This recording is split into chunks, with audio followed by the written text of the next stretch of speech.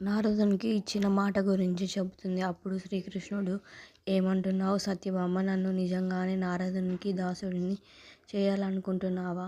అప్పుడు సత్యభామ మీరేం బాధ పడకండి ప్రభూ, నేను అలా ఏం జరగనివ్వను కానీ సత్యభామ అంటుంది. శ్రీకృష్ణుడు సత్యభామకు ఎంతో నచ్చజెబుతాడు కానీ ఆమె ఎంతకీ వినదు. తను మొండి పట్టుపైనే ఉంటుంది. ఇంతలో తులాభారానికి అన్ని ఏర్పాట్లు చేస్తారు. సత్యభామ తన నగలన్నిటినీ తెప్పిస్తుంది. తులాభారం ప్రక్రియ మొదలవుతుంది. తులాభారంలో ఒక పక్క కృష్ణుని, ఇంకొక పక్క వజ్రాలు, బంగారం మొదలైన విలువైన ఆభరణాలు వేస్తారు.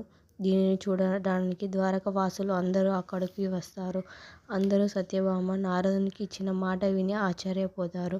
సత్యభామ త్రాసులో వజ్రాలు, మాణిక్యాలు, బంగారు ఆభరణాలు అన్నీ వేస్తూ ఉంటుంది. కానీ తులాభారం కొంచెం కూడా కదలదు.